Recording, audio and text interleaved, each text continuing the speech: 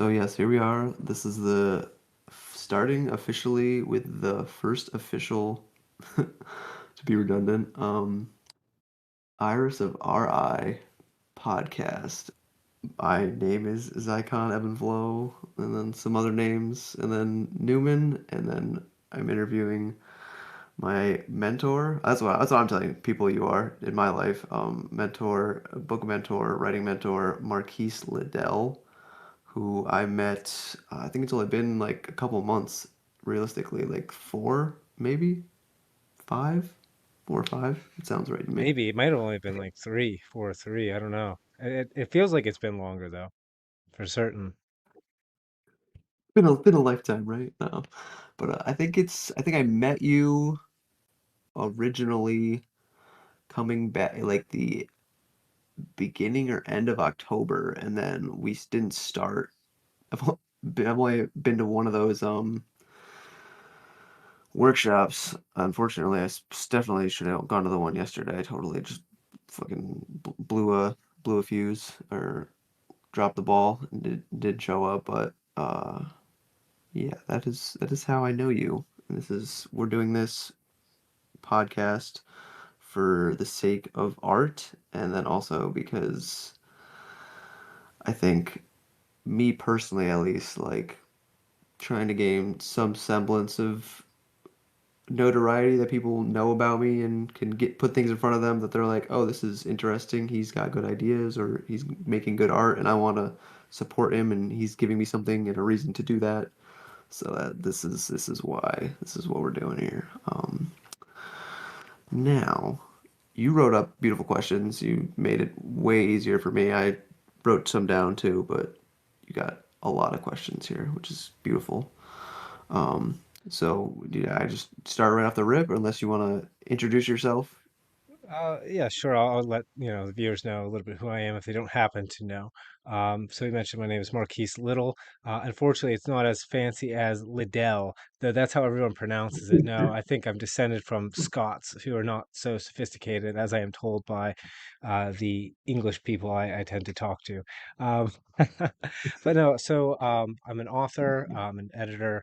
I'm also a writing mentor now. I do story coaching, which is something that is quite an experience and I'm very honored to do. I'm actually really grateful that I've been able to work with you, Zycon. It's been a trip, man. It's really terrific to actually get to dig into somebody else's work and to help them bring that really into its fullest potential being. And there is a ton of potential that people have, and so that's what I'm doing. I've been an educator in the past. I've taught a few different universities, both in person and online, mostly English composition, though I've taught literature as well, which was a lot of fun. And I'll probably end up bringing it up quite a bit.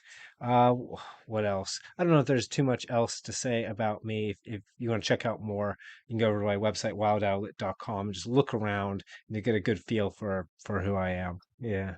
I think what was the first question I put down? I think it was like, what is art? Was it what is art? Was that like the first where I let off? Yeah, yeah. What is art to you? That was what I was going to start with. Yeah, absolutely. What is art to you, Marquise?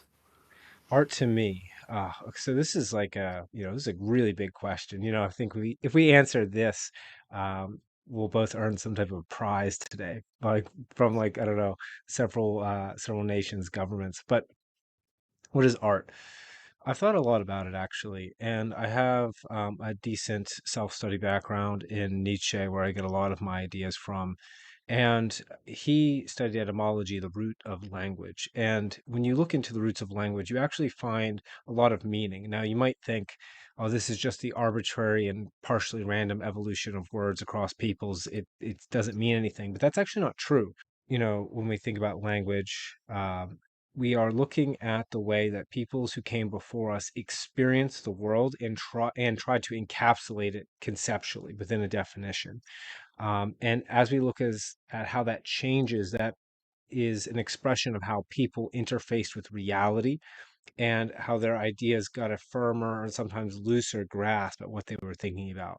And that brings us around to art, right? Like, what is art?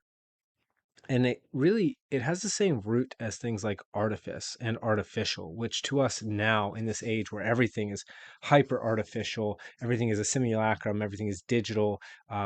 Most people live in cities that are, essentially gigantic concrete slabs stacked on top of one another, right? We have a really negative connotation with anything artificial, or anything that's an artifice. It feels to us to be fake as opposed to nature, which is real. But if you go back in time, that wasn't always the case. And in fact, artificial used to be a compliment. And why? Because it shares a root with art. And when you think about it, what was, there is great beauty in nature, but also you have mankind struggling to live in nature as it tries constantly, not only to feed us, but to kill us. And you had people who Mm. went above and beyond and built things like these massive, beautiful cathedrals, that you might get to see if you visit like places older than America or only like 200 years old, right? You go to places that are thousands of years old. You have things like the Colosseum in Rome. Um, yeah, wait, was it Notre Dame that burnt down in France? I can't Uh, remember. I think so. Yeah, Yeah, maybe. unfortunately, but before it burned, What um, yeah, you had these great edifices, and there's beauty in that. And coming back around to Nietzsche, what do I think art is? I think art, most fundamentally, is a kind of human imposition onto the natural world that brings something into being that is in accord with the transcendent. That sounds really fancy, but you can think about it this way: like we are human beings, we encounter objects as they are in their natural state. And then we interface with those objects, whether that be paint or sculpture, whether that be vibrations, like if you're playing a musical instrument, or the arrangement of sound into words, right? Or doing that with text on a page. Doesn't really matter what the medium is, most fundamentally, but we are interfacing with nature in a human way. And that's kind of like order coming to bear on chaos. And that's kind of the masculine and feminine coming together, and as the Taoist would have thought about it, and that's a production of something that is the confluence between chaos and order, and that's sort of like the divine sun, if you will, that thing that is made in the image of, you could say, in the image of God or the transcendent or the objective universe. Doesn't really matter what words you want to use, but that's what art is like the human interaction with nature as to produce something that is in accord with, the Taoists say the way or the great course or however you want to think about it. Dude, I just love hearing you talk, man. You use words. There was some word in the beginning that I didn't don't know exactly 1,000% what it means. And then when I heard you say the thing about cities being artificial, it made me think of like the Joe Rogan bit that like we're like bacteria or this like weird uh multicellular venereal disease that like spreads out and like causes its own form of chaos with which we interpret as order to be, but it's like if you fly over and get this bigger world shattering bird's eye view perspective from flying over our fucking great cities here in America, um, or what we espouse as great cities here in America, um, that they just look like how you said like giant slabs of concrete and gray and like disgusting comparatively speaking to like a giant mountain range or like the ocean that isn't filled with the part that isn't filled with garbage or like Hawaii or the Amazon, any of the places that like you would see it as like exasperating beauty that like would take your breath away. And then there's a part at the end that made me think of um, wow, so much information. A Dave Chappelle thing, but I can't remember exactly what it was now. Something about oh yeah, the artists are we can we like we're some human beings are able to like look at things intellectually and some people are able to look at things emotionally, but artists can like blend those two things together and find and or generate meaning and translate meaning of symbols and messages that non-artists aren't able to do because they, I guess in my opinion, if I could speak for the non-artists, would be like they don't use their imagination as much, so they can't play with or be comfortable in not knowing exactly how things are and or generate that like I almost want to say it's like a gummy fluid, like viscous thing that like is in between how people are told that it is versus your ability to create and come up with what it could be. Does that make any sense? Yeah, it reminds me quite a lot of this quote. It gets attributed to a bunch of people, including Nietzsche, though I'm pretty sure he didn't say it because I've read his works and it doesn't come up anywhere. But it's something like those who saw them dancing there thought them mad, for they could not hear the music. And I've experienced the same thing, once I like to think in terms like the big five personality model because it gives language to describe this. One of the aspects there is openness to experience. And what I've noticed is once people hit something like the 90th percentile, which is actually quite a big deal, if the any viewers or listeners don't know about percentiles versus percentages, to give us some context. Each percentage point is of equal distance between the one next to it. That's not true with percentiles. It's sort of like out of 100 people, you're the most, whatever the trait is. And as it approaches the tails, it typically gets more and more extreme. It's like an exponential curve as opposed to a an even, uh, I guess, even curve. Like I don't know the words for it. like I said, linear Yeah, maybe it's not linear. Yeah, linear curve is the right, or linear. I don't know if it's a linear curve makes function. sense. I guess it does. Yeah, who knows? You know more than I. Linear But curve, yeah, straight line, yeah, right. yeah, but the point is like someone who's at the 80th, I think someone who's at the 90th is twice whatever that is at the 80th, right? Like yeah, Right. yeah. And so what you see is with people who are very, very high in trade openness, I don't know what it is, but there is something different where it's as if um, the artist can see something that is literally invisible, or can hear something that is not present, or feel something that others cannot feel. Um, and you hit that hard wall, right? Like it's you perhaps out there listening, or anyone listening to this is probably very high in trade openness, and you probably have this common experience where you're talking to someone about something you've experienced, or this idea, or this particular art that you're working on, and they give you that glassy eyed stare, and it's like that does not compute. um Right. Yep. and yeah, and what do you think that is, Zycon? Like what's it, because I don't know what the difference would be. It's not like I'm born, or that you're born, or any of us are born with some special part of our brain, I don't think.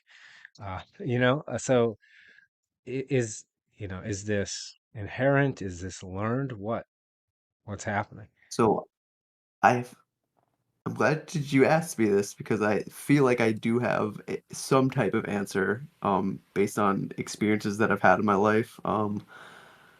The glassy does not compute stare. I've heard it described in maybe not so friendly terms of like the fluoride stare. I have a s- self-proclaimed degree in conspiracy theories or whatnot, or just my mind is open to the possibility that the government isn't telling the truth all the time, to be so bold to make that claim. And specifically, that I've had this experience that I'm thinking of now with my aunt Elizabeth, where when I was very much deeper and my ego was very much more like tightly wound around feeling like I need to open people's eyes or espouse what I feel like is true or what is true for me to them and have them come to a similar realization and like get behind me and like be my crowd with the pitchforks trying to do something, cause a scene, that she would give me that like stare or she would say you're using such big words or like weird language that I don't really get what you're saying. Like you sound like a college professor talking about all this quantum physics and stuff that you say that you know that I don't have a degree in or anything. I don't understand the numbers and the but as an artist and intellectually I'm feel like I'm capable of understanding what the information means.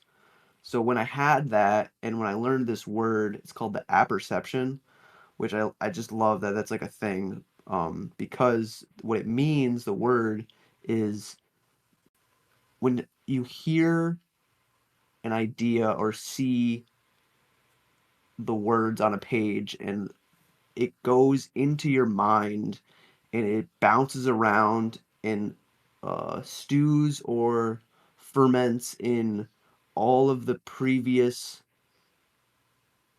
ideas and information and your identity, and then it comes back out through that lens of you and you interpret it to mean what you think that it means, whether that is actually the case or not.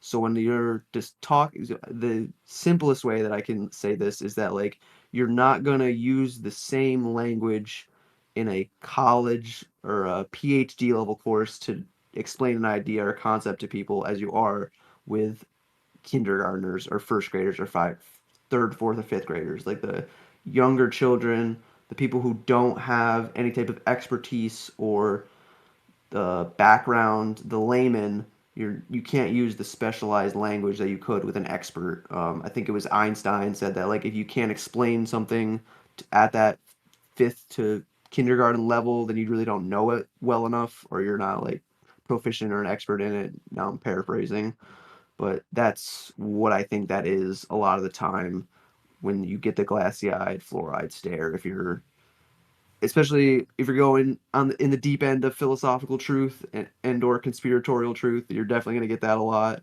But even if you're just like describing something that the person has never heard of before, it's like they literally it goes in their ear, hits nothing because there's nothing for it to resonate with, and then it goes right out back the other ear, and you're just like, I don't know, maybe like that's what I think it is personally. Okay, so that's like a combination of factors. There can be a lack of experience, so someone just gets overloaded, and so like you said, just passes through them because there's no harbor for the idea to sit at. Um, and it could be that the I had an image of someone um, trying to juggle, and if they can't keep up, enough of the objects, you drop them all, right? You Hmm. drop all the objects. I also have an image of just a language barrier where the person's trying to understand, but again, just using too many words that they don't know. Um, and that could cause the juggling problem, and that could cause the lack of harbor problem. Um, yeah, so maybe like the stare is fundamentally my fault. I've had a conversation like this with others, and tell me what you think, because this is an interesting idea.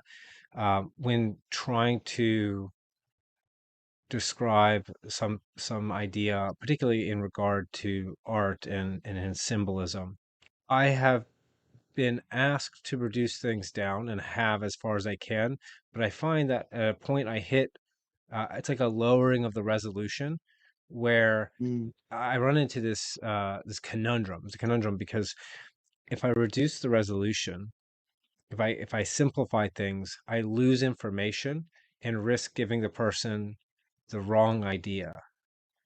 mm, But then obviously I can't give them the whole idea, so then maybe I could give them a part of the idea.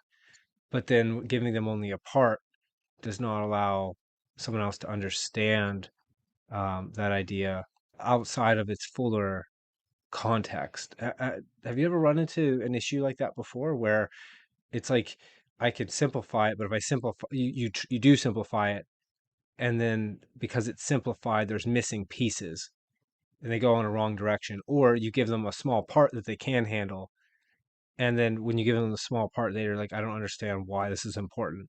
And then if you try to give them the rest, it's like it all falls apart, and you end up with the stare. Or maybe mm. that's just me. It could just be me. I don't. I mean, maybe I haven't been teaching long enough to have had that, but maybe honestly. So the thing that because I was looking, I was listening, but I was also like attempting to find a metaphor or some type of analogy that I could like use to like piece together how or make it feel similar enough to be explaining archetypally or like essentially what we're like trying to think around and talk about right now, with this like pattern interrupt in the other person's train of thought or their thinking that you're trying to like distill the essence of something to a point where it's still is the masterwork or the a philosopher's stone, but without diluting it to a point where like they don't lose the the essence of it. To repeat myself, trying to use big words. I'm thinking about in jujitsu, like you can show somebody like a fundamental technique from like the closed guard, the armbar, or a triangle. But if you try to show them the same technique from a different position or a sequence of things where if you start standing and then you get them to the ground and then you go into a technique from the same technique from side control, it looks and feels completely different, but fundamentally the same basic idea, the axiom of what you're doing to get to the finished position of an armbar is still there, but you've built upon it like the pyramids, like you've built the foundation first, and then they kept putting the more and more stones or more and more ideas on top of it to get a incredible creation, but also like an incredible sequence of events that led up to the thing that you're trying to like have the other person be able to hold in their mind, resonate with, and actually come to like an understanding that you're literally what I feel like understanding truly is like the information is as sat in your mind enough that it like because I imagine I've used this imagery, it's probably not even mine originally, that like the conscious mind is like the very top of a river, and then like the subconscious is everything that's going on below the surface, and then when it sinks all the way into your physical body, when it's become unconscious and you are literally embodying it without being aware of it anymore, like it's cemented itself, it's changed from the elementally from emotional water into like I don't even know what stone even is or earth is as a thing, but um it just yeah, it just feels like it's unconscious. Like, we would describe earth as unconscious. So yeah, it like settles all the way to the bottom sediment layer of your being and is in you entirely. And the one last thing that I want to say is that like um, the thing of like the student teacher dynamic of like you're giving them the idea but they don't really get it is like the I think it's Taoist that or Lao Tzu where he's like pointing at the fucking moon and they're like looking at his finger like the finger is the moon or something like that. To, it's kind of where what I think Yeah. that is. My experience of that was from Enter the Dragon. Bruce Lee does that. He does the Really? whole pointing. Yeah, he points up, and then the student looks at his finger and he cracks him on the head. He's like, "Do not look at the finger, or you will miss all of that heavenly glory." Um, but Bruce Lee's a good reference point. You know, he had a when he was teaching martial arts, he had a set of symbols. You began with the three symbols. You began with nothing. That was the first thing. As you learned the techniques, you earned a symbol that was a yin yang.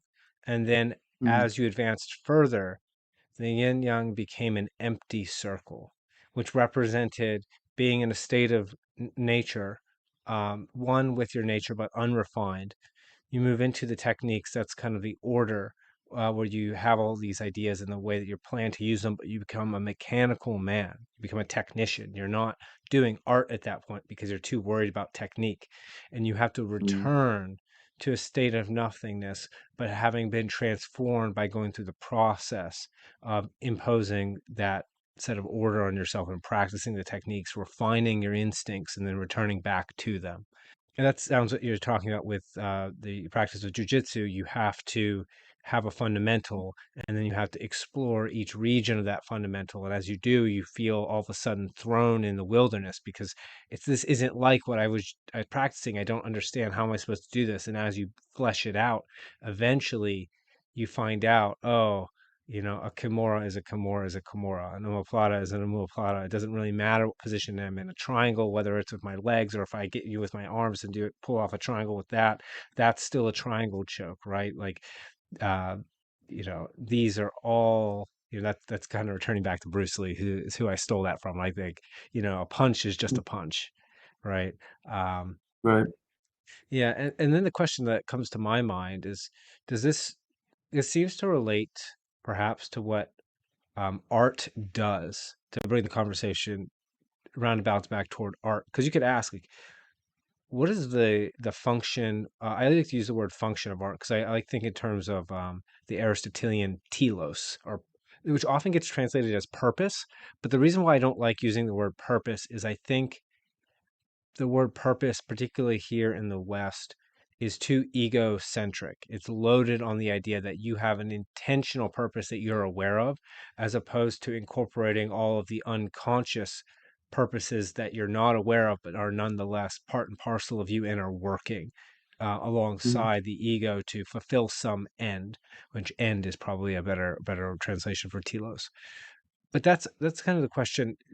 Do you see a spot where, like, the telos, or the end of art, the function of art, plays into this um, development, uh, of starting, let's say, instinctual, like a child, developing an idea and techniques, or whatever it happens to be, and then returning to the childlike state of play where things have kind of become again simple.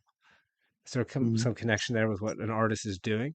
I would hope so. So I'm hearing is it, we're trying to define or just speak on the evolution of what you previously described with the imagery of Bruce Lee's imagery of like you start with nothing. You're born with whatever roll of the dice that you got from your parents and their ancestors, with your faculties, whatever they may be, the nature, as it were, and then you're nurtured, cultivated, hopefully intentionally and lovingly by said parents and ancestors, grandparents, extended family. So I'm imagining I don't actually know the exact word for it, but just the bell curve or the upside down parabola, but specifically like within a narrative format and like all of the things like the exposition rising, climax falling, and resolution kind of thing. And then also obviously that's mirrored in like the hero's journey, even though I've seen that as like described as like the imagery wise is the circle, um, or at least the graphics that I've seen on the internet. That's what I have to have seen that described. But all is one and one is all, as above, so below. And that when you return back down or come full circle, that you are essentially after you've mastered the mechanical techniques as a master of whatever medium you do, builder, painter, writer, you essentially are attempting to return back to your original nature of the childlike imagination, at least specifically as like an artist. Yes, no, that's what Yeah, I'm trying to. absolutely. Yeah. This might be useful. It might be interesting. So, I could take a moment to describe a little bit of my own journey as an author, which fits really on that pattern. And there's two different perspectives too, because there's like me as a writer, but then there's also the reader at the other end, to whom, as an author, you must relate, right? You have a reader. You're not alone, really. So Hmm. when I first started writing, it was a lot of fun. I didn't think about it too much. I could produce mass amounts of content very fast because I wasn't really worried about it because I didn't know anything. This is, Mm. back in early uh, university. I was going in for an exercise physiology degree, which is what I got, by the way. My bachelor's has nothing to do with English or writing at all. Um, yeah, I thought I was going to be a physical therapist, and then I was like, nah, I'm going to try and write books, and I've been poor ever since.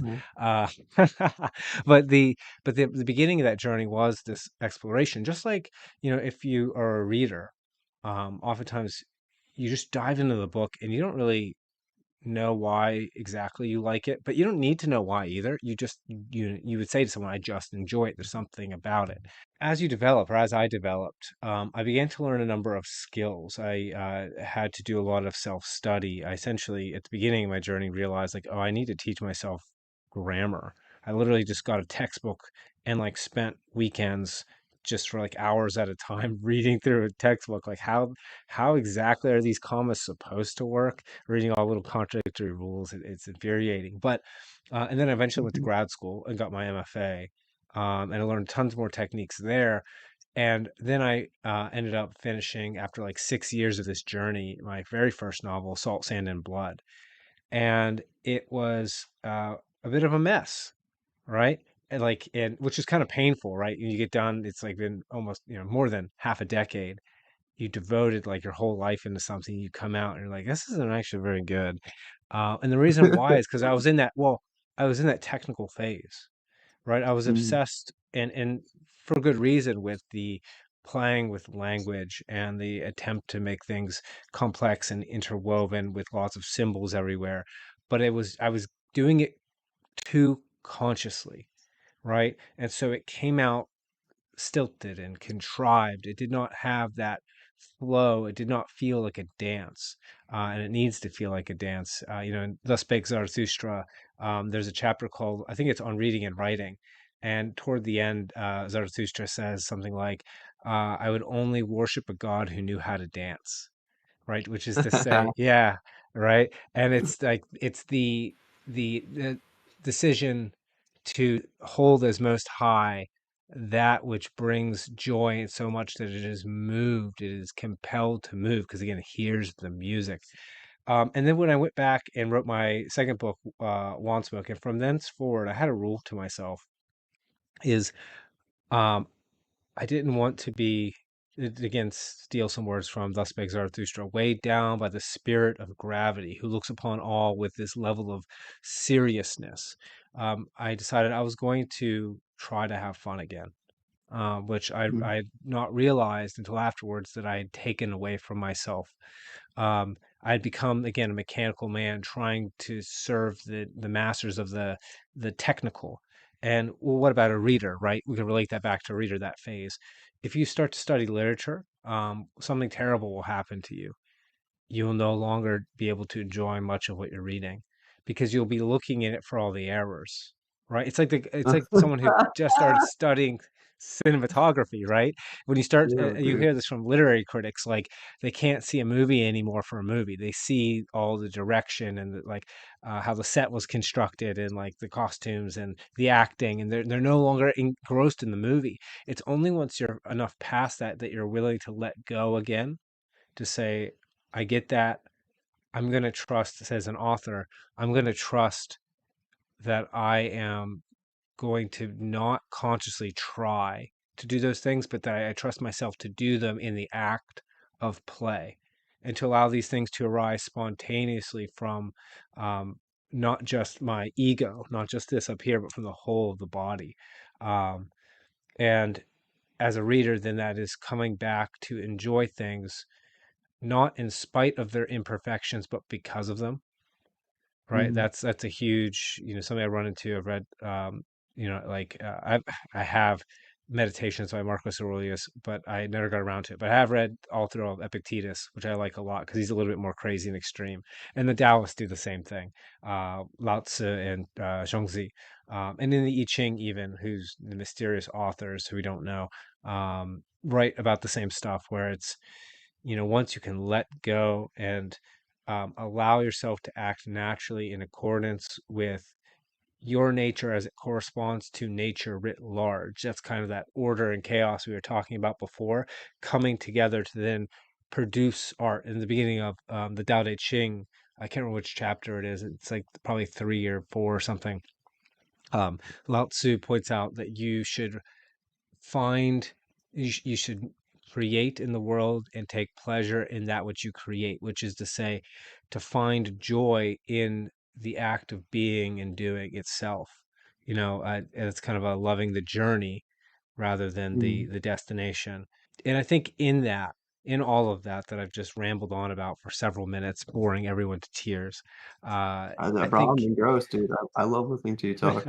You're Thank very you. wise. You have a lot.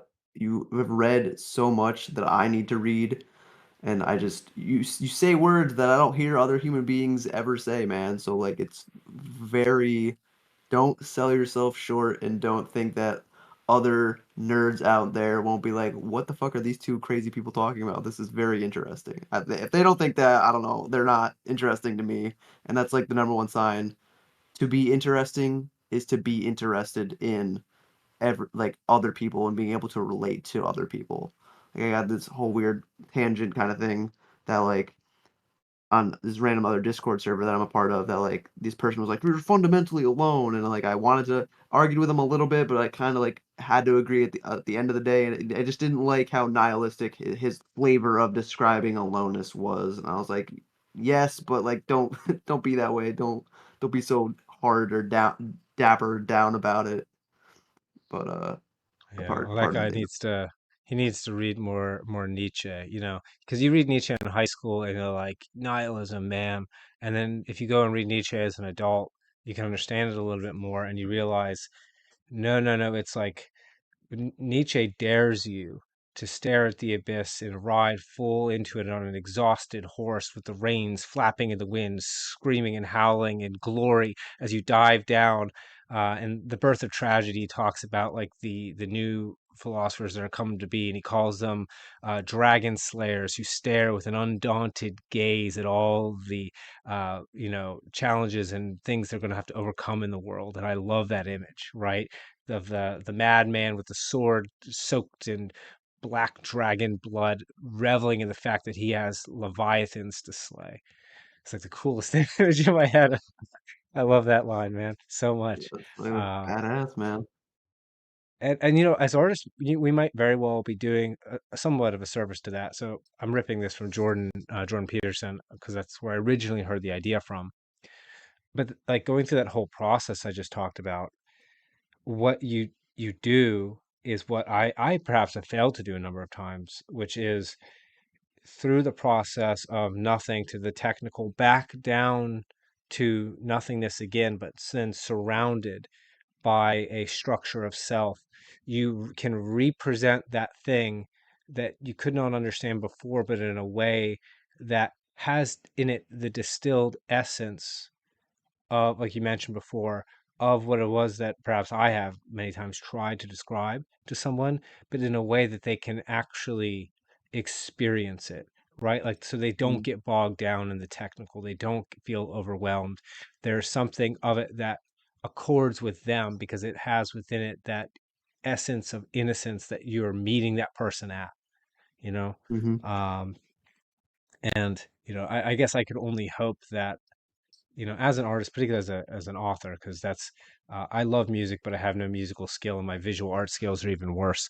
Um, Mm-hmm. but as an author, at least, I hope to be moving toward that, to where my work, as deep as I enjoy writing it, also appeals to anyone who picks it up at a deep, deep level.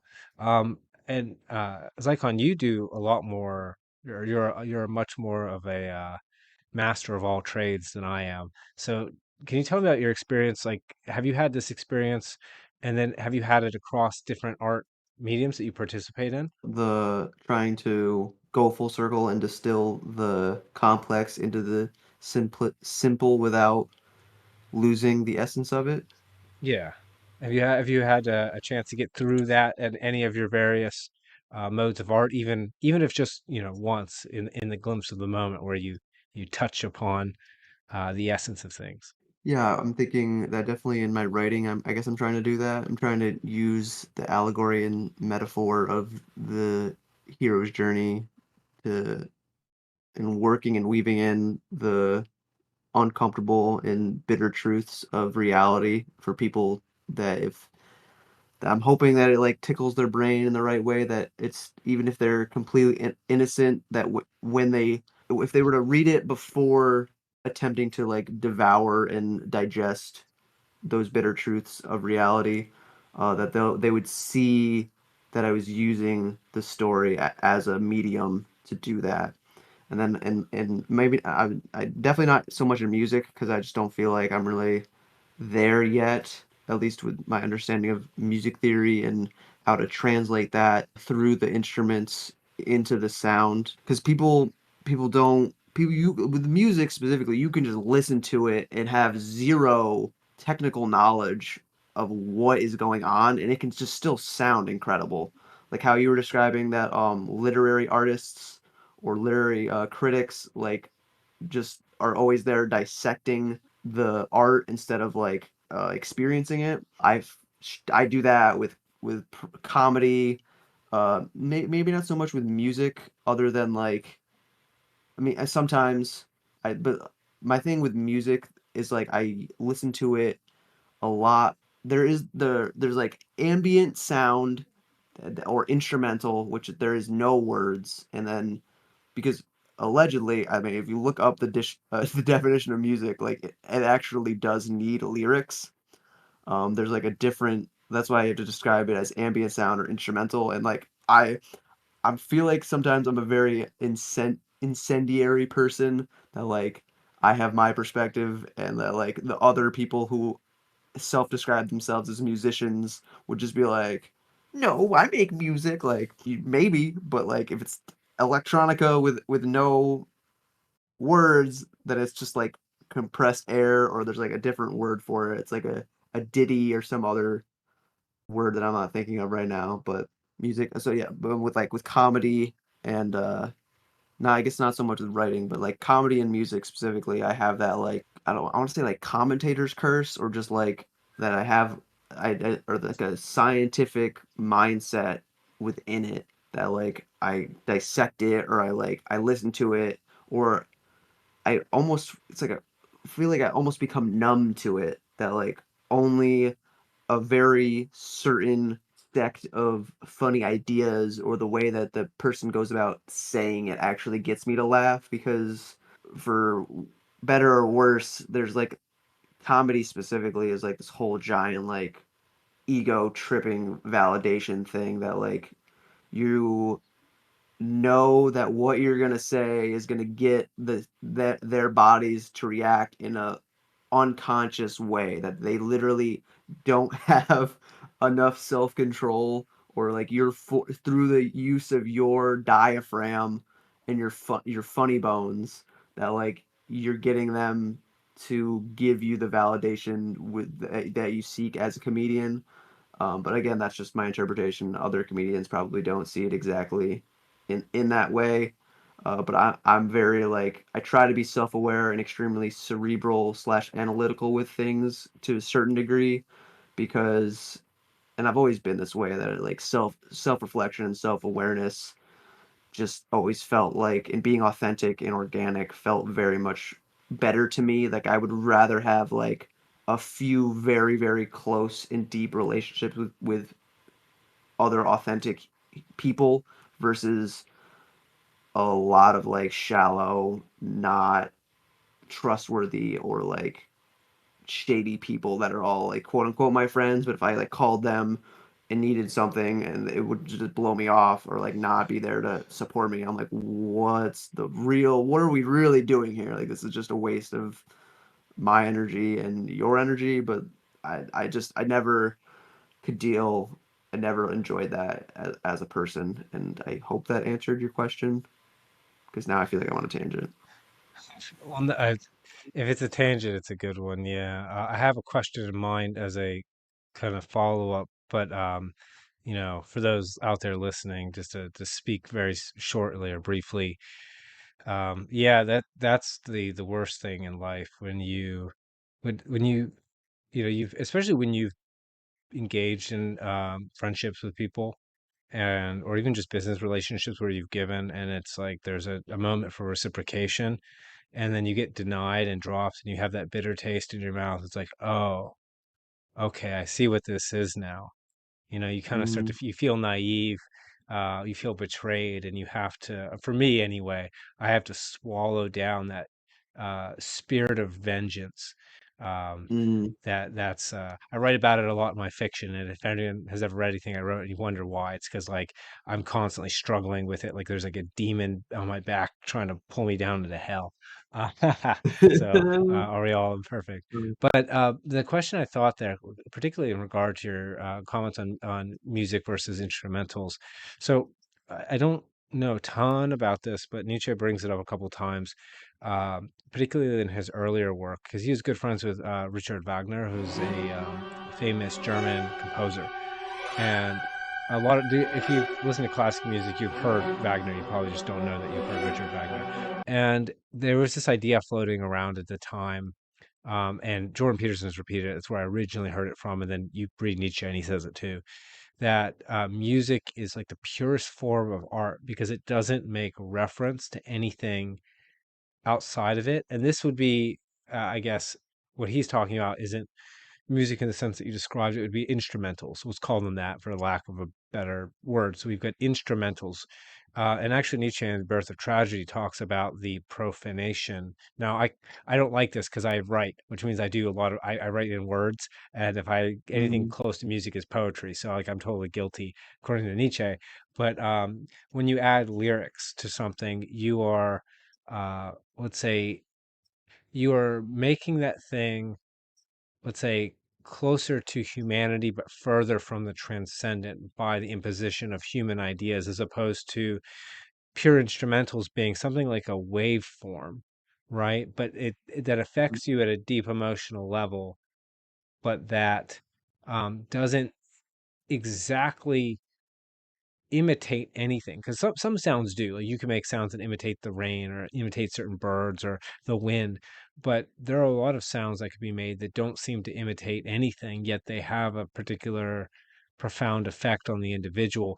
So with all that being said, what do you think of that claim? I think it was originally made by Wagner uh, to Nietzsche when they were friends before they're falling out, that music, particularly instrumental music, is the purest of the art forms. Do you think that's valid, or do you think Richard Wagner?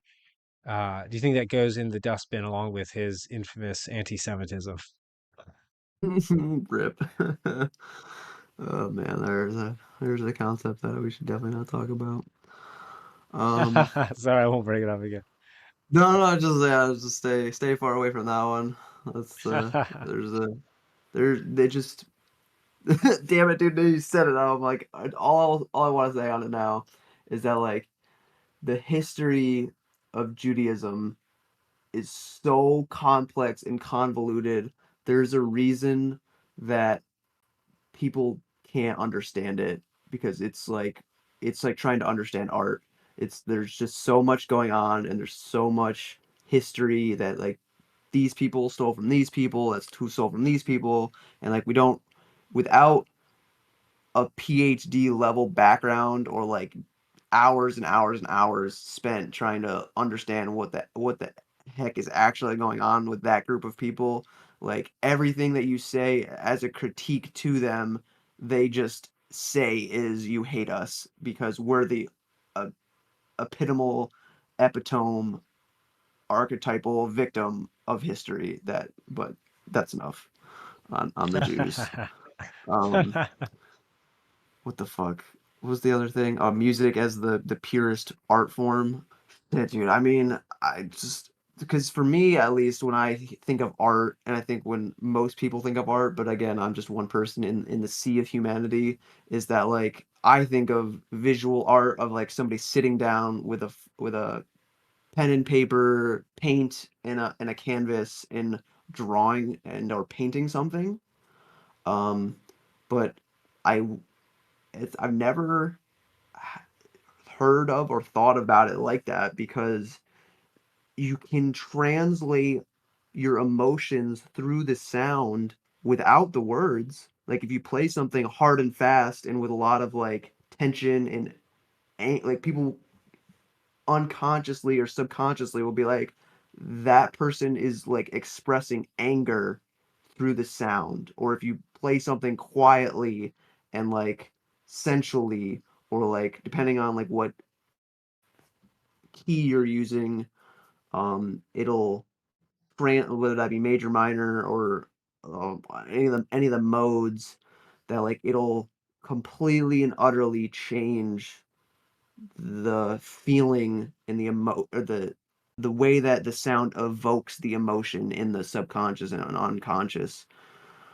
I mean, like part of me is like I could agree with that because I'm still young and I haven't experienced all the different kinds of art in the world, and I probably never will because everything is always changing and evolving. But another part of me that's like the rebel and who wants to be the contrarian just for the sake of being the contrarian to make people think differently is like, nah, there's no way. Like something else could be the purest form of art. Like uh making love in the sexual sense, like that could be the purest form of art. And like in the fact that like I think that that essence of the instinctual need to like connect and reproduce drives at least the probably both genders and both mediums of gender polarities, that like they both are driven by that like need to connect and be validated and seen and felt and heard. So the contrarian is me is like sex is the ultimate thing of art, because there's also like that level of it being instinctual and subconscious and unconscious and biological and pheromones and all those things. But the part of me that's like wants to just not be incendiary or start fights is like, yeah, I mean, I could see it that way too, that like music, because it is also like it could, I don't know if it would really be the original art form technically, because before language, like body language and like sound coming out of your throat was probably how people express themselves. Like you made a sound when like somebody did something that you didn't like, or you made a sound where you're like or like you like that and you want them to do it more, or like you thought that was funny so you laugh, which is like unconscious or subconscious. It just comes out of you naturally. So yeah, maybe sound is the purest form of art, but maybe not. Part of me is like, I don't want to like draw a line in the sand or make a claim, because like I could be wrong, God forbid, and then like learn something. But I don't know, man. That's a trip right there. I'm gonna have to like be thinking about that forever. I wouldn't describe that as a cursed idea per se, because I love that those are even a things that you can like once you or become aware of it, you can like put it away and forget about it for a while, but like truthfully, like it's like always part of your like bubble of ideas that's floating around above you and that or below you or above you. I don't even know anymore, but I don't know, man. Maybe yes, I guess. I don't know. That's a Well, trip, dude. anyone listening, let us know what you think in whatever comment sections happen to be Yeah, nearby. yeah, Yeah. comments, yeah, So dude. seriously, do let us know what you think. I wanted to Yeah, ask, while we still have time, about the muse, because we've talked about art and what it is and what it does. We talked about the purest form of art. We haven't really talked so much about inspiration or to be filled with spirit. If those of you haven't looked at that word in like to inspire, to be filled with enthusiasm. spirit, because yeah, people believe your breath was life. So, like, what's the muse, man? I don't know, dude. Sometimes it possesses me. There's definitely times where I'll like sit down and consciously try to write things or come up with patterns of compressed air with the guitar. But then I've had this happen multiple times now, where like through literally in my dreams, I will like, or I'm waking up in the early morning when you're still coming out of or entering into the dream realm, that I literally get possessed. There's like, I don't know how you, if this is a thing that you've experienced, but that like for me, especially after smoking DMT, like I hear this like People can scientifically be like, it's just tinnitus. You just have ringing in your ears, dude. But it's not all the time, and it like comes and goes in very, very visceral. Like I've heard it described spiritually as like potentially, possibly being that like your DNA is crystallizing and upgrading. But I can't measure that scientifically specifically, so I don't know. But that like back of my ears hearing this ringing, and then it like translates itself through the ringing into thought. And then like I wrote an entire song which is on my first album, Cherry Valley. Check that shit out on Spotify or wherever you listen to music. It's because it's on YouTube too. It's called Universal Mirth, but mirth is spelled Mearth because I'm still a wordy poetic geek who loves to make puns. That like that song started as a poem because this woman that I had been in a balloon twisting class with described her struggles with suicide, and I resonated so much with that that my creative muse translated that emotional context between us into an entire poem that I then curated into it being or refined it or like cut it down to be less wordy so that it could be lyrics in a song. And then I wrote the music for it after I had all the words, and then it is now that finished, quote unquote finished thing.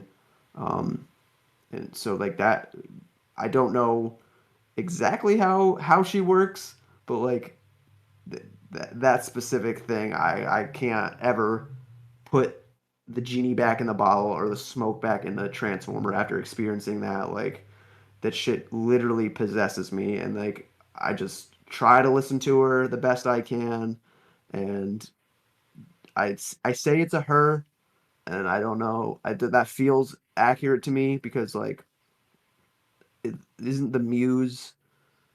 I want to say it's like a Greek like thing that is or it's around like the feminine, but I could be wrong about that. But that's just like yeah, I think that's what the muse is. At least for me, it's like this the divine feminine coming down and being like, yo, like here is your flavor or your like take on this, and using your emotions and your sexual energy, like do this, here you go, you have this, do this, like be be this way, if that makes any sense. I know it probably sounds a little It, crazy, but no, no, it doesn't sound crazy to me. Maybe to our audience, they think you're mad, but yeah. I'll try to convince them otherwise. So, three different thinkers come to mind: Joseph Campbell, Jung, and Nietzsche. So, if you open up Beyond Good and Evil, I think it's the introduction. It's oh man, when I read this, I laughed out loud.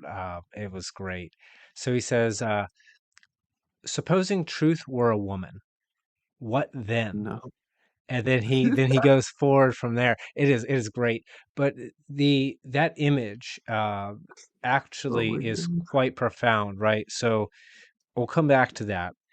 So Dude, what Nietzsche, then, dude? Like, supposing truth were a woman, what then? Basically, he goes oh my on to say that god, like all the that's pretty philosophers fucked up. seeking truth are trying to win a woman by really underhanded and crappy means, and like she's just like rejecting them all.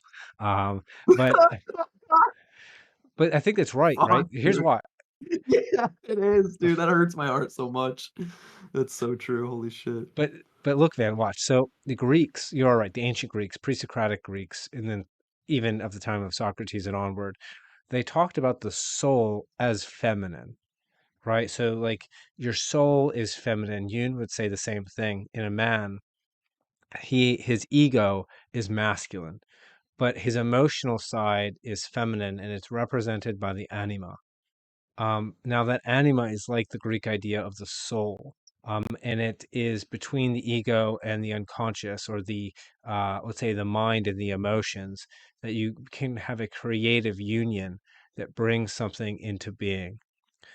Now, how does Campbell come into this? Well, there's it's not Campbell exactly. It comes from, I think, the Bhagavad Gita. I think is where he got the story from, not the Holy Vedas, though it might be in the Vedas. I can't remember. It's about Krishna. Either way, there was a an Indian king. His brother is rebelling against him, and he has to go and kill his brother in battle, and he doesn't have the heart to do it. And he says, I can't do this. So Krishna shows up, and he's like, "All right, dude, I'm gonna show you my true face. You ready, man? Are you ready?" And he reveals the true face of God to this dude, and what he sees is horrific and terrible beyond belief. He essentially sees the inevitable chaotic death and suffering that is intrinsic to all human being itself. And then the guy's like cowering in a puddle of his own piss, and Krishna comes back, is like, "Look, man, this is the fate of everything, and so your little struggles, man, your little struggles are Mm-hmm. nothing. Do fulfill your dharma, take your rightful place, put down your rebellious brother, and that is better than allowing him to be a tyrant and bringing forth all the terror I just showed you into being sooner." And why am I saying that? Well, it, in that story, it's a suggestion. You see this mirrored in Christianity too. It's why God never shows himself to anybody. It's always like through a burning bush or something, because there's the Mm-hmm. idea that if you were to look upon the true face of God, it would be so horrific beyond belief that it would destroy you. Well, I used to say Lovecraft is right, right? Like the idea is like you look upon the face of the elder gods, the creators of being, and you see the gibbering mouth of Azathoth, and you get consumed in madness. And why is that relevant to the soul as feminine and the idea of truth being a woman? Well, think about what happens to you as a man when you get rejected by a woman.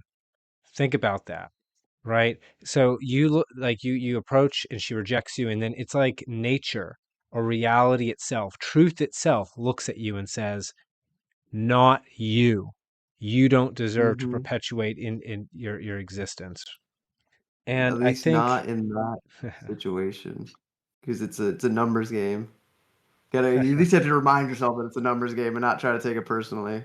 You yeah, fucking yeah, like, yeah. I'm good enough, but like just not with you. Um, that is the right attitude, but in the moment it sucks. Uh, Yeah. so these are going to seem like disconnected ideas. Let's see if I can wrap them all together.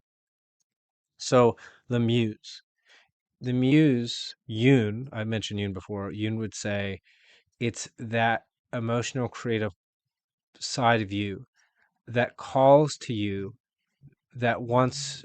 It's like a woman who wants to love you if only you could bear to love her. And to bear to love her is that human imposition of order onto the chaos. But that means you have to look upon the chaos, the face of God, and make something out of it through a terrifying and painful process of some form of sacrifice of time, of energy, of your ego. Like you have to let go of control and kind of trust that like she's not going to devour you, because she might be Kali and she might devour you so that she can give birth to you so that she can devour you again. And maybe she will do that a number of times. Maybe you'll write 20 songs and they all suck and it throws you into the pits of depression before you get the one that like is amazing. Like maybe that Mm-hmm. happens. Um, so in terms of the muse being that, I think the muse is like the part of our soul that corresponds to the transcendent, that it's like our image of the emotional image of the transcendent, the archetype of how we can relate to the transcendent, um, that we interact with, almost like it's it's a way that we can be, let's say, filled with that spirit without being destroyed, because we need it to have a human image, if that makes Mm. sense. That would be my idea of the muse.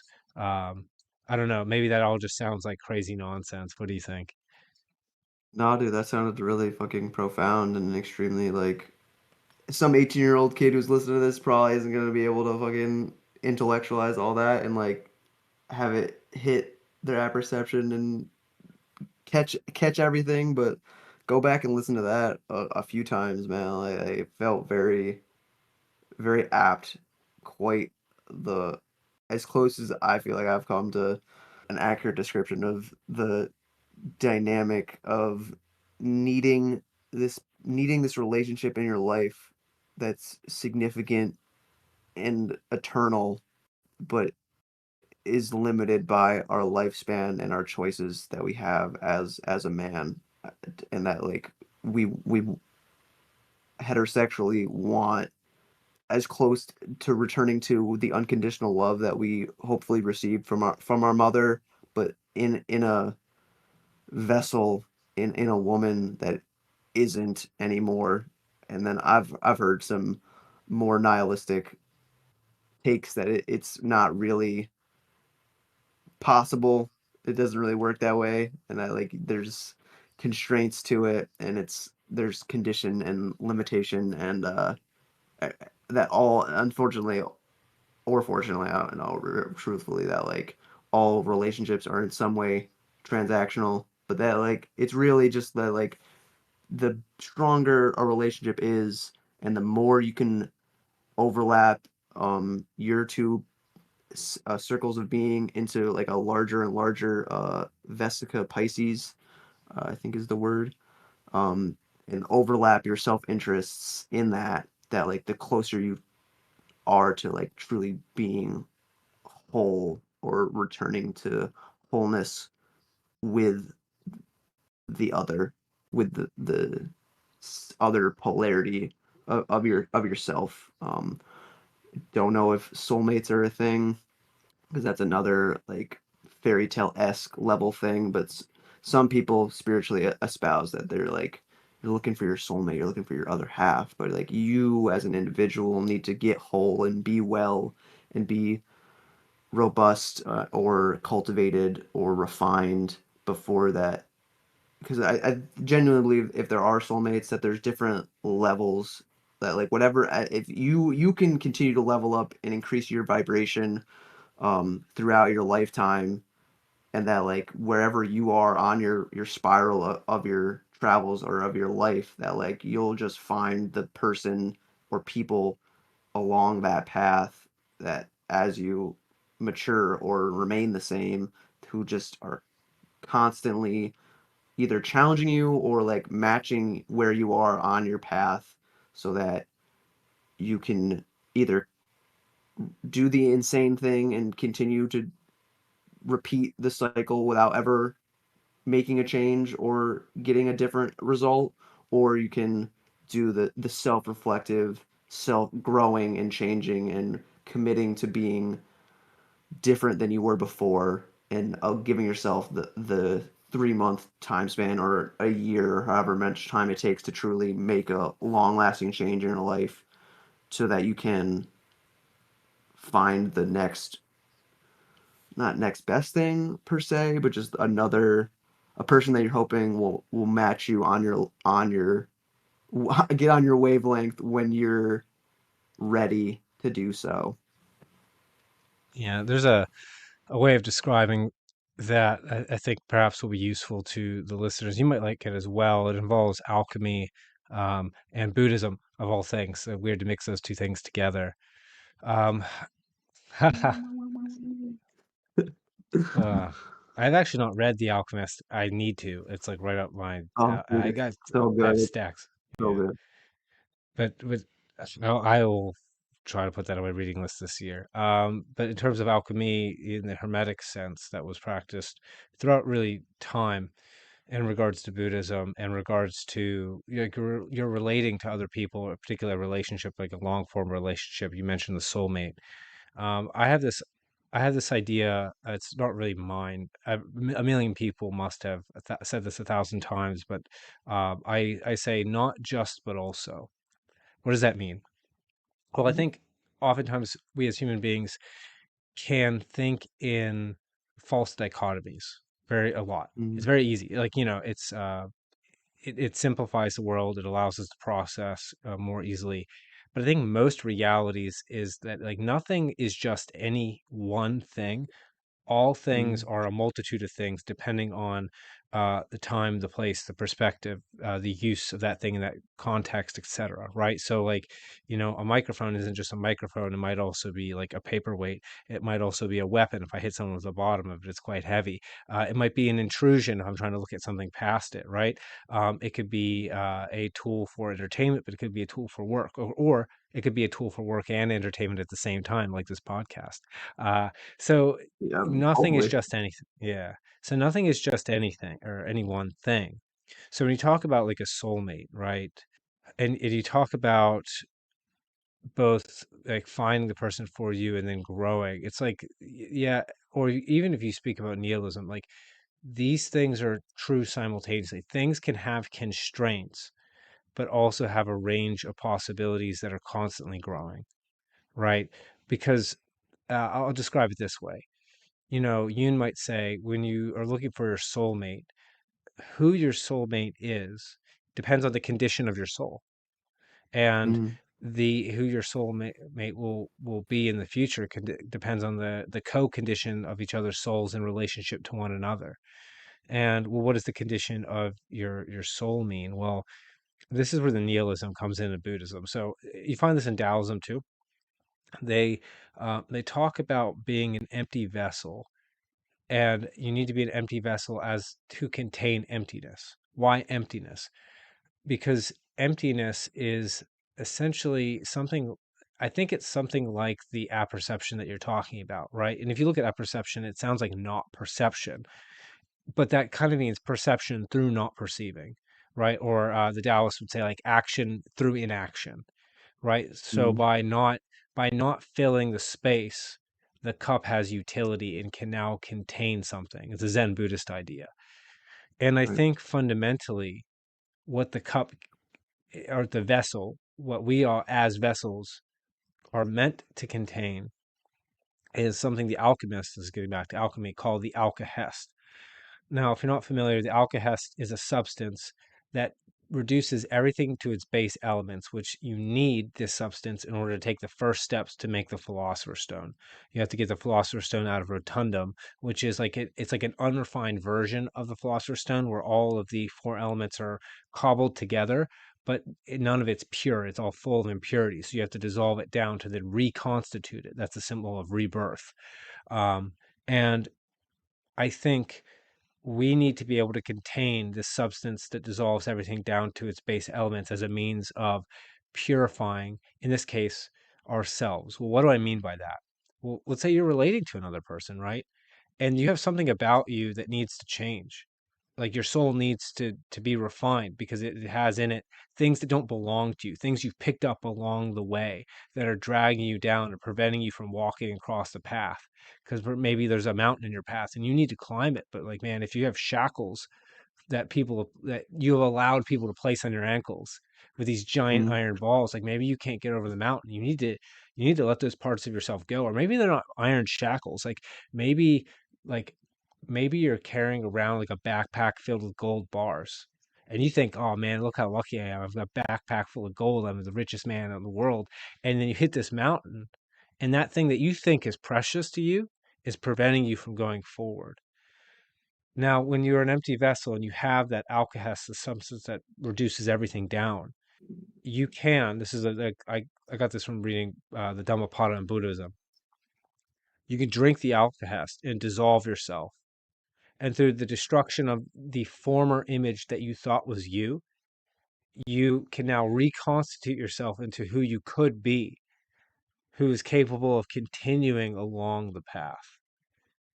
And I think oftentimes when we run into ideas that are nihilistic, they are in fact nihilistic, but they're also still part of life. Like you can encounter um, this idea, like, okay, well, from the perspective of the universe, nothing means anything.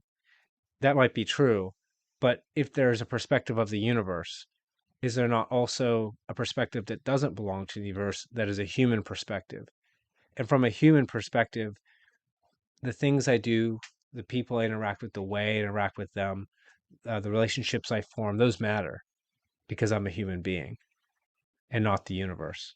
And so from the nihilism comes uh, the opposite of nihilism. right? This would be what Jung would call an enantiodromia, which is a reversal of opposites. Um, and for anyone out there who is experiencing, this is kind of off the topic of art now, and but maybe it's not off the topic of the muse. You know, if you're stuck in a rut and you feel like nothing matters and you don't know how to get through, like you might need a bit of, let's say, dissolution. You might need, Nietzsche would call it the Dionysiac, so like the god Dionysus, right? Like devolution. You might need to unwind as to rewind yourself tighter. Um, and that's the end of that long spiel. I don't know how you feel about that. Disillusionment is a very, honestly, I want to say it's a confusing word because to be disillusioned, I read this book, The Way of the Peaceful Warrior, but I can't remember the author's name right now. I want to say it's Michael something, but don't quote me on that. I'll look it up in 2 seconds here. But that like in this book, he's like a very successful gymnast in his like basically in his prime trying to get into the Olympics.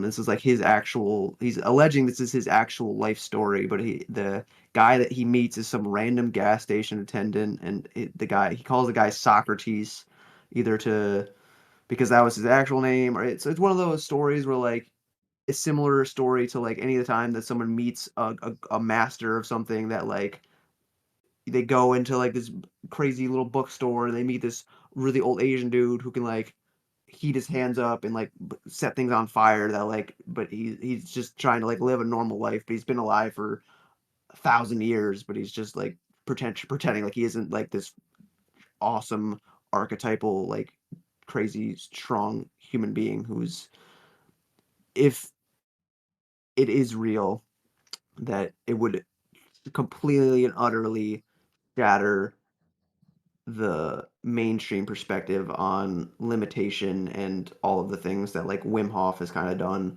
where he's able to be submerged in ice for as long as he is and like maintain his body temperature like the people on the Himalayas can do up in the monasteries because they are have some level of self-control that through cultivating through breathing and exposure to cold and or less oxygen are able to like regulate their body temperature better and longer and that like he can get it Wim Hof can get injected with like diseases and do his breathing technique and control his autonomic nervous system which has been scientifically proven to be the case so like we have mind has this extremely profound influence over matter that we still science is struggling to have to let go of and be disillusioned from its addiction to um, materialist dogma.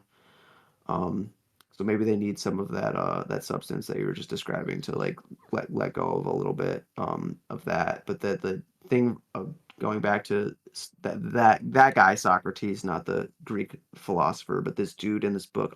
Actually, his name is Dan Millman, I believe. Um, that he meets the guy and he's like basically helping him like go through his like disillusionment process of letting go of his ego and how he thinks that the world is and like that he says that like I can't remember exactly but that like disillusionment is like is shitty but necessary that like you because people hold on to their illusions as if they're trapped in the Maya of time to use the Hindu or Vedic idea that like you hold on to your illusions and you ego gets wound up and wrapped into them and believes them so much, but to like realize profounder, deeper, muse inspired truths that like you have to be able to sit in that bitterness of disillusionment for a time and like have it not be okay, reformulate and reimagine yourself and recreate yourself. And then like that new version of you will be who you need to be for a time and then it'll all comes undone again and it's just this rewinding and rewinding of your identity until you are no more eventually. Don't rush that shit, but it is inevitable. I think that because I would love to just continue to this forever, and but eventually at some point we're gonna like be like, we talked about everything, we guess we're done. But I am thinking that, or feeling into, if you're open to it ending on this question that I want to pose to you now. Is that okay, or do you want to? Yeah, yeah, this is a good place to wrap it up. So yeah, hit me with a question. All right. So this one I am borrowing, or I will give the credit where credit is due. I didn't come up with this on my own. I was listening to this podcast called Paul Check in 4D. And he's got like, I think it's over 200 some episodes. I think he's closer to 300 than 200. But I'm gonna go through and try to listen to all of them because trying to be a better willing witness to other people's majesty and magic and their whole experience that they've had, because I struggle. I've always kind of struggled with this as a person because I had this weird experience as a child of like going to concerts and it being like way too loud and overstimulating, and I don't enjoy being at parties where I'm not the center of attention because it just gets boring to me very, very quickly. And it's like, I know that's my own ego kind of like being a fucking turd in the punch bowl a little bit. But that like, so this process of like being a better willing witness is something that I'm trying to work on. Anyway, the question that Paul Check asked his guest that I thought was a very good one to go out on is that like, if, God willing, hopefully not, but if we were both to die at the end as soon as we stopped recording this podcast, what would you want to tell the world, or like what nugget of wisdom would you feel like is the what do you feel like would be the alchemical philosopher's stone equivalent to the words and sounds and emotions that you would want to leave behind as a legacy for the listener in the future, or in the future now, or the now for them to have and take on to their take on their journey of their to pursue, hopefully they're pursuing their personal legend. I would want them to know that life is like a raging river, and you're going to hit rapids, and it's going to rock the boat. It's going to smash holes in the bottom. You're going to taste the white water, and you're going to think that you're going to sink. Um, you're going to rush to repair. You're going to regret ever embarking on the journey down this vast and seemingly endless river, but that it is just that. It's the river. It's not a judgment against you. It is itself the journey that you're on. All of the struggles that you'll face in your life are the adventure. And these are the challenges that you, in a sense, have chosen, and that you should simultaneously accept responsibility and not blame yourself for, and to ride the rapids, ride the waves, take the bends, and don't worry about getting to the end. I don't know, I'm trying to sound profound there, right? Rhyming, but No, you still sounded profound. It's just you wanted to go out with a more poetic ending. I think everybody likes to, well, not everybody likes to rhyme, but the writer in you is like, man, dude, I want to be more poetic. yeah, Be a little more. basically. Um, would it be cliche or lame of me to answer my own question? No, no, please do. I'd like to hear. So, as you were describing that beautiful idea of following following your heart, or embarking on the journey, or trusting the process, if I could surmise it in much less beautiful imagery and shortening it into just that phrase. What came to my mind in my heart was trust your intuition along the journey. Trust the omens, or trust the messages from your spirit guides, your angels, your ancestors, whatever is your psycho-spiritual philosophical take on that concept of having a part of you that genuinely knows, or like is able to tap into the one and the all mind and receive the guidance that you need. Like, focus on cultivating that, whatever that is to you as an individual. It's probably like, sometimes it won't make sense in the intellectual scientific way of cause and effect, but that's because it's outside of cause and effect. It's like you're going through cultivating that sense of knowing in your body and in your heart, or whatever is guiding you, that like, if you ignore it, it is to your detriment, but if you listen to it, it is your greatest ally along the winding river of your journey that MarQuese just described. So trust yourself, love yourself, and know yourself, essentially. Oh, I think that was equally beautiful, Zycon. Thank you. I just riffed off of what you said. I'm not gonna lie, but it felt very like poignant, and if me a decade ago could have heard that shit, I'd have been like, damn, I hope so. That's let's try to do that. Let's figure out how to do that, and like maybe someday I'll make a course on it, but like I don't know. I'm not there yet. I got so many other projects that I need to finish first. But now that I say that out loud, I'm like, damn, maybe I really should try to like help people try to figure out how to connect with their inner knowing and their intuition. So that's dope. It's a good Yeah. idea. I'm glad I said Let us know in the comments if you want Zycon to put together this course for you. that. Sign up now. Jesus Christ. Yeah, dude, set them now. Only your right arm and your left leg and your firstborn child. Only that. All right. But Well, we're we're good. We're gonna tie the bow. It's yes, officially. sir. Yeah, thank you for having me on, man. I really appreciate it.